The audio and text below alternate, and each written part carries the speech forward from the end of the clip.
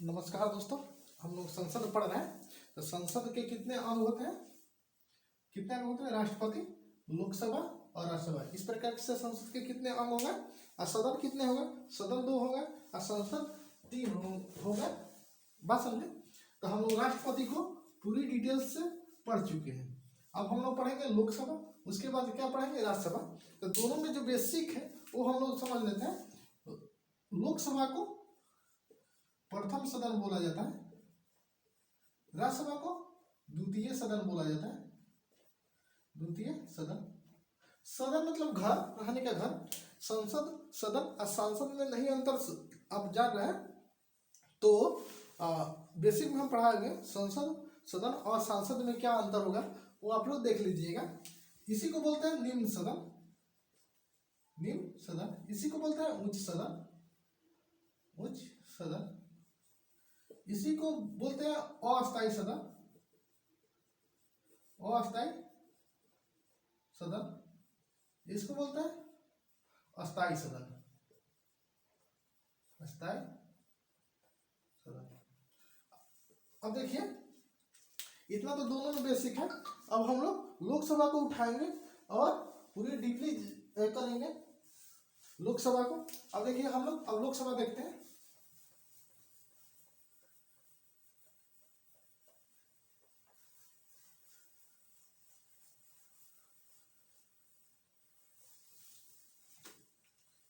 लोकसभा,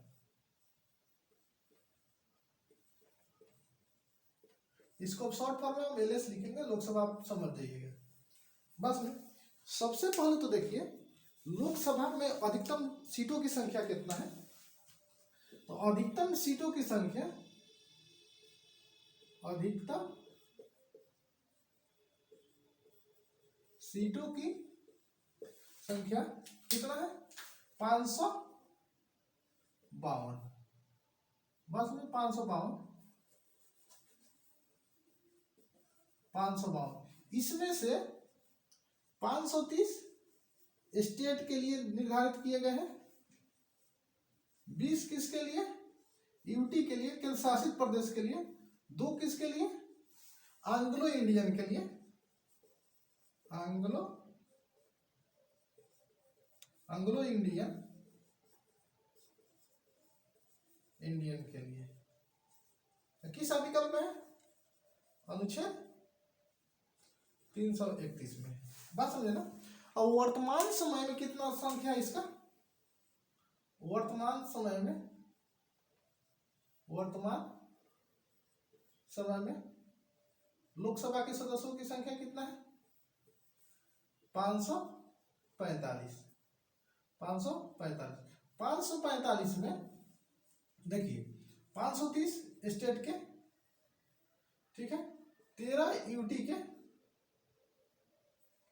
ये स्टेट के हैं 530, 530 यूटी स्टेट्स के, 13 यूटी के, यूटी, और 2 किसके हैं? Anglo Indian, Anglo Indian. बात समझे ना? अच्छा, यहाँ कितना अलॉट किया गया? सीट इतना अलॉट किया गया है, लेकिन अभी यूटी से कितने आ रहे हैं? 13 है। यूटी के लिए, केंद्र शासित प्रदेश के लिए 20 सीट निर्धारित किया गया है, लेकिन अभी 13 ही मेंबर वहां से आ रहे हैं। क्यों?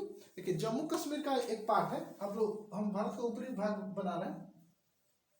जम्मू कश्मीर का इतना भाग पाकिस्तान ले लिया, इतना भाग चाइना ले लिया है। तो हम लोग इसके लिए भी 7 सीट अलॉट कर दिए हैं। बात समझे ना?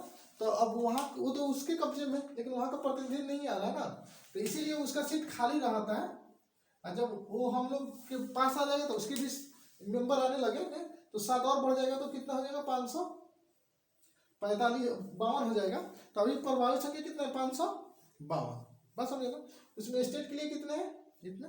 यूटी के लिए कितने हैं? वर्तमान समय में इसको नहीं नियुक्त किया गया है, तो अभी हो गया है 543। बस समझे? अब नियुक्तियां कैसे, किस आधार पर होता है, इसको हम लोग देखते हैं। इसको हम मिटाते हैं।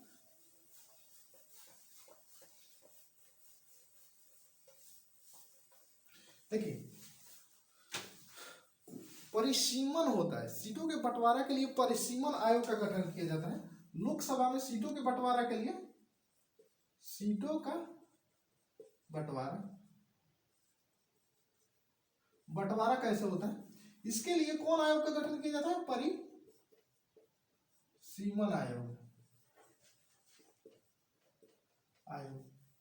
अंतिम परिसीमन आयोग कौन है, अंतिम परिसीमन आयोग, परिसीमन आयोग कौन है, कुलदीप सिंह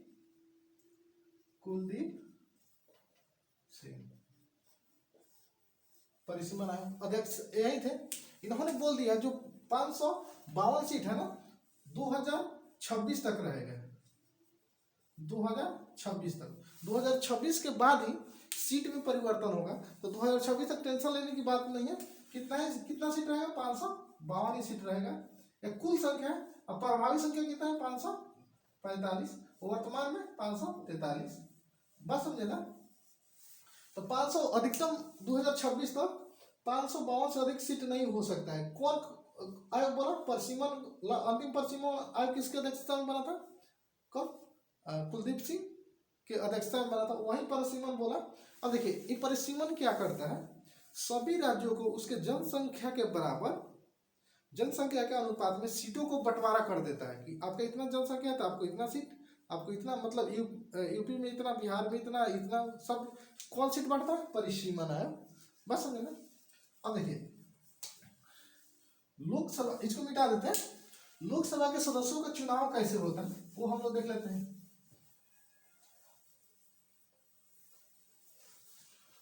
सदस्यों का चुनाव, सदस्यों का चुनाव, देखिए लोकसभा के सदस्यों का चुनाव प्रत्यक्ष होता है। प्रत्यक्ष मतलब समझ रहे ना, सीधे जनता के द्वारा चुना जाता है, प्रत्यक्ष विधि द्वारा।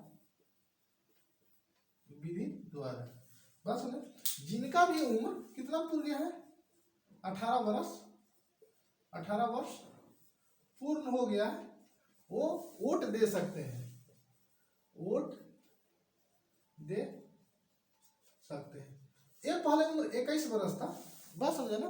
तो 61वें संविधान संशोधन 1989 के माध्यम से इसको घटाकर कितना कर दिया गया, पहले 21 वर्ष था, 61वें संविधान संशोधन 89 के माध्यम से घटाकर इसको कितना कर दिया, 18 वर्ष कर दिया गया। तो जिनका भी 18 वर्ष पूर्ण हो गया है वो लोकसभा के चुनाव में जाके ईवीएम पर चुनाव होता है, पी दबा देते हैं, लोकसभा के मेंबर इलेक्ट हो जाते हैं। अब सदस्यों का कार्यकाल देख लेते हैं। सदस्यों का कार्यकाल, देखिए कार्यकाल सामान्य रूप से कितना रहेगा, 5 वर्ष, सामान्य रूप से 5 वर्ष। अगर वो कुछ विघटित नहीं हुआ तो, या राष्ट्रपति कभी भी विघटित कर सकते हैं, राष्ट्रपति कभी भी एलएस को विघटित कर सकते हैं, एलएस को विघटित कर सकते हैं। बात समझे ना। राष्ट्रपति पर डिपेंड करता है, या उनकी मृत्यु हो जाए, मृत्यु हो जाए तभी उनके सदस्यों का कार्यकाल खत्म हो सकता है। बात समझे ना। तो ये है। और नेक्स्ट हम लोग देखते हैं,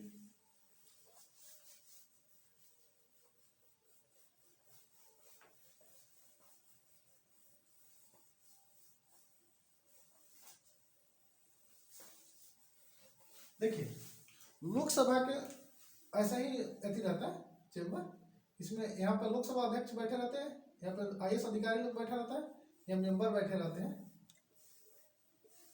बात सुनिए, जब मेंबर इलेक्ट होके चले जाते हैं, मेंबर यहाँ आगे बैठ गए, सब चुनाव करके चले गए, मतलब आगे बैठ गए, सब बैठ गए लोग, तो इसमें संविधान के एक अनुच्छेद में लिखा गया है, अनुच्छेद 93 में,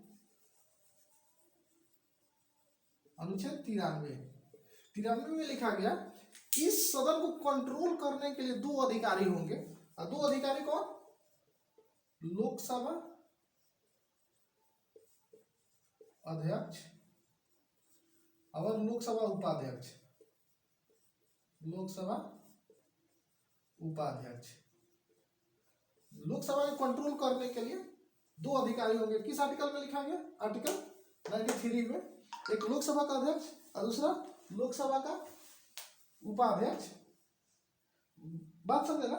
तब हम लोग अध्यक्ष और उपाध्यक्ष के बारे में चर्चा करते हैं। देखिए, अब लोकसभा अध्यक्ष और उपाध्यक्ष समझ गया, इसको हम मिटाते हैं।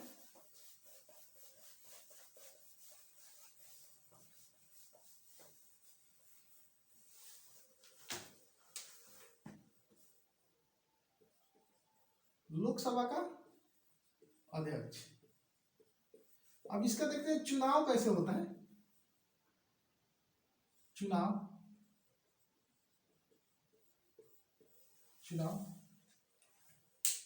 देखिए, लोकसभा अध्यक्ष का चुनाव लोकसभा के सदस्यों के द्वारा होता है। जो लोकसभा में चुन के जाता है ना 543, वो अपने में से किसी को लोकसभा के सदस्यों द्वारा, लोकसभा के सदस्यों द्वारा, बात समझे ना? इनका चुनाव कैसे होता है? लोकसभा सदस्य अपने में से किसी को एक को चुन लेते हैं।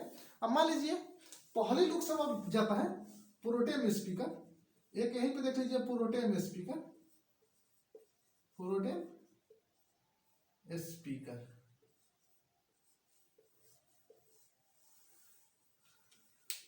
प्रोटेम स्पीकर, प्रोटेम स्पीकर क्या होता है? जैसे लोकसभा जाते हैं ना चुनाव होके, तो प्रथम बैठक की अध्यक्षता करने के लिए राष्ट्रपति किसी को भी अस्थायी रूप से अध्यक्ष नियुक्त कर देता है। तो प्रोटेम स्पीकर की नियुक्ति कौन करता है? नियुक्ति राष्ट्रपति करते हैं। ये अस्थायी अध्यक्ष रहते हैं। जिसे संविधान बन रहा था ना, तो संविधान सभा का अस्थायी अध्यक्ष कौन थे? अब बताइए कमेंट करके, अस्थायी अध्यक्ष कौन थे वो भी बताइएगा।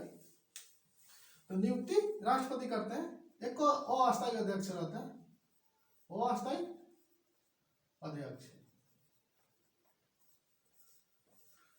बात समझे ना? अब देखिए, अस्थायी अध्यक्ष क्या करेगा? पहली बैठक की अध्यक्षता कर लेगा। अब पहली बैठक में भी अध्यक्ष चुन लिया जाएगा। वो अध्यक्ष कौन चुनेगा?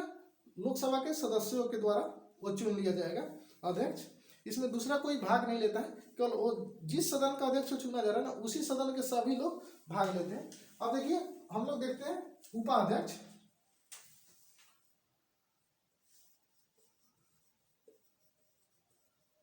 उपाध्यक्ष का चुनाव कैसे होता है? ये भी उपाध्यक्ष भी एलएस के सदस्यों के द्वारा ही चुना जाता है। बस तीन चीज आप लोग देख लिए, अध्यक्ष, प्रोटेम स्पीकर और उपाध्यक्ष। अध्यक्ष के चुनाव, उपाध्यक्ष के चुनाव एलएस के सदस्य के द्वारा ही। प्रोटेम स्पीकर अस्थायी अध्यक्ष होता है, इसका चुनाव कौन करता है? राष्ट्रपति। अस्थायी अध्यक्ष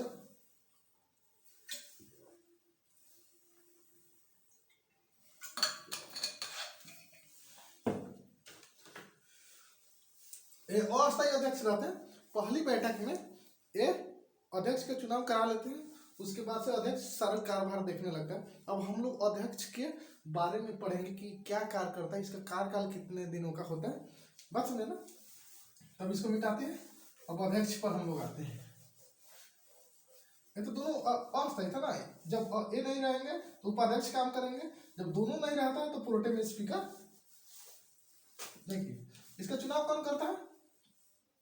अब अध्यक्ष का, एलएस के अध्यक्ष का कार्यकाल हम लोग देख लेते हैं। इसका कार्यकाल, देखिए, ये अपने पोस्ट पर तभी तक बने रहते हैं जब तक कि ये लोकसभा के सदस्य हैं।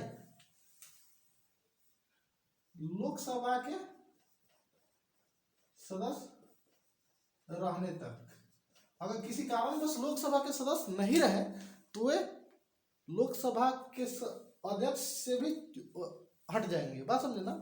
अब कोई बोलेगा कि चुनाव के समय, तो चुनाव पहले करा लिया जाता है, लोकसभा की अवधि समाप्त होने के पहले करा लिया जाता है। तो अध्यक्ष रहते हैं ना, तो पहली बैठक तक वो अध्यक्ष रहते हैं। जब दूसरा अध्यक्ष चुन लिया जाता है तो पहले अध्यक्ष खत्म हो जाता है। बस इनका कार्यकाल कब होगा? लोकसभा के सदस्य बने रहने तक, या समान रूप से कह लीजिए साधारण वस्तु में तो 5 वर्षों तक या इनकी मृत्यु हो जाए, मृत्यु हो जाए, मृत्यु हो जाएगा तो उपाध्यक्ष अध्यक्ष बन जाएगा। या त्याग पत्र दे दें, त्याग पत्र किसको देंगे?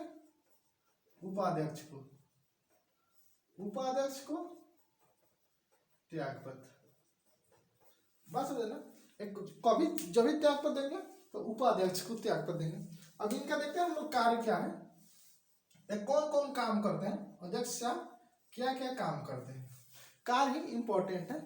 तो सबसे पहले देखते हैं हम लोग निर्णायक मत देते हैं। निर्णायक मत क्या होता है वो हम देख लेते हैं। निर्णायक मत देते हैं, बात सुने। देखिए निर्णायक मत क्या होता है, मान लीजिए किसी विधेयक पर पक्ष और विपक्ष दोनों बराबर हो जाए। मान लीजिए कोई विधेयक है, इस पर वोटिंग हो रहा है, नो और यस करना है आपको, तो यस में भी 100 आ गया, नो में भी 100 आ गया, तो टाई हो गया ना। तो जब टाई हो जाता है मतलब समझे ना, ड्रॉ हो जाता है, मैच ड्रॉ हो गया, तो एम्पायर को रहता है ना किसी एक को जिता दे, या वॉक ओवर या जो होता है पावर प्ले वो सब, तो सुपर ओवर। तो उसी तरह जब किसी विधेयक पर यस और नो दोनों की संख्या बराबर आ जाए तो लोकसभा अध्यक्ष एक निर्णायक मत दे सकता है। लोकसभा अध्यक्ष लास्ट में मत देता है जब टाई हो जाता है, तब उसी को क्या बोला जाता है, निर्णायक मत। किसी एक पर नो पर अगर वोटिंग कर देगा तो नो हो जाएगा, यस पर कर देगा तो यस हो जाएगा, विधेयक पास हो जाएगा या विधेयक कैंसिल हो जाएगा। तो सबसे पहला तो काम है उसका निर्णायक मत देना। दूसरा काम है, दूसरा इसका काम है क्या, आपको धन विधेयक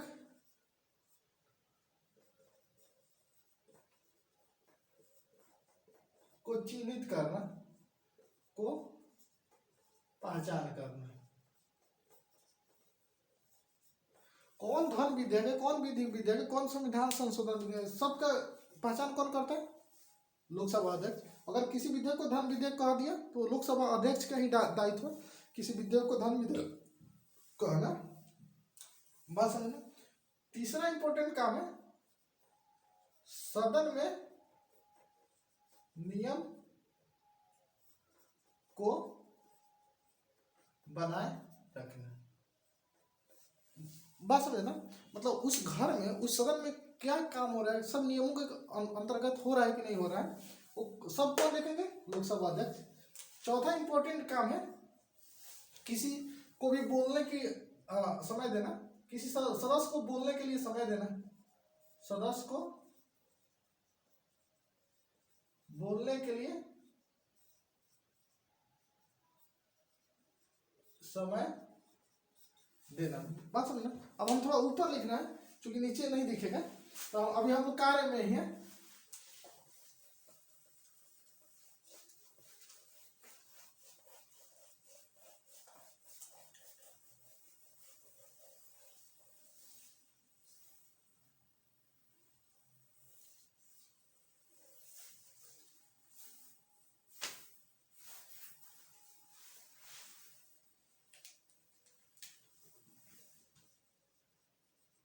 किसका कार्य, लोकसभा अध्यक्ष का कार्य हम लोग देख रहे हैं। एलएस के अध्यक्ष का कार्य,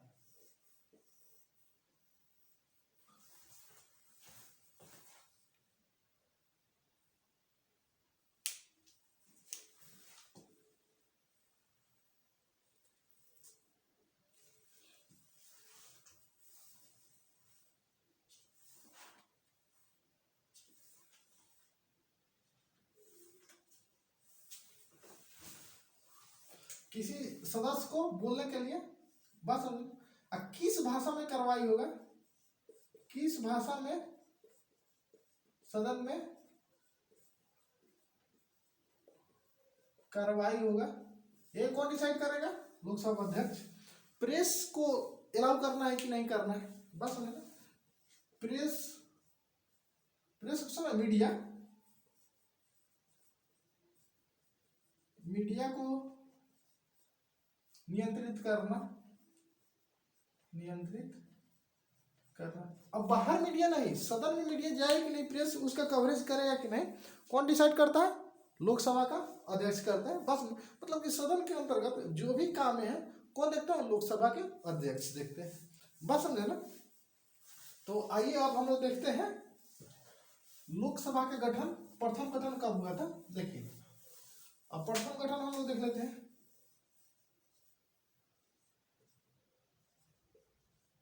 प्रथम गठन देखिए, पहली बार इसका 25 अक्टूबर से 25 अक्टूबर 1991 से लेकर 21 फरवरी 1992 तक चुनाव हुआ। प्रथम चुनाव कब हुआ?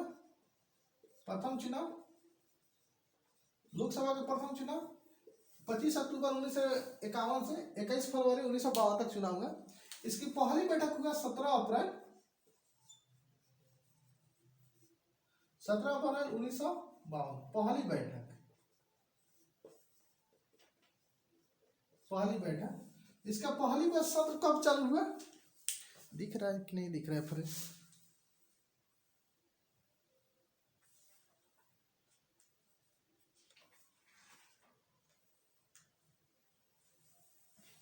दिख रहा है।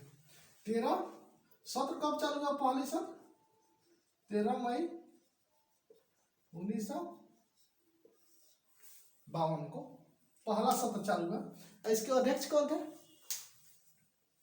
प्रथम अध्यक्ष जीबी मावलंकर, गणेश वासुदेव, जीबी मतलब वो नहीं, जीबी 2 जीबी 3 जीबी वाला नहीं, गणेश वासुदेव मावलंकर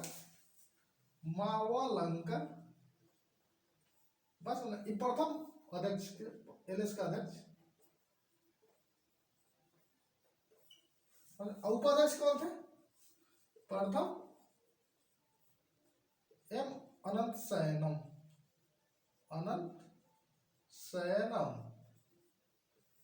एलएस का उपाध्यक्ष।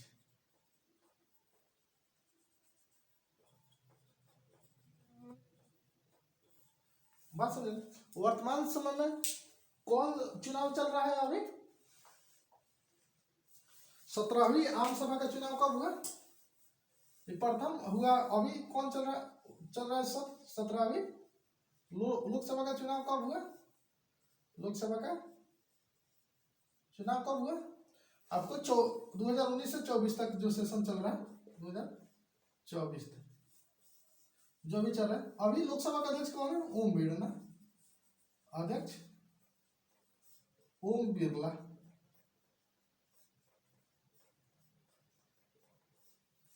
तो लोकसभा से संबंधित इतने टर्म थे। बात समझे। अब हम लोग राज्यसभा को देखेंगे, फिर हम लोग संसद से संबंधित जितने टर्म थे उसको देखेंगे।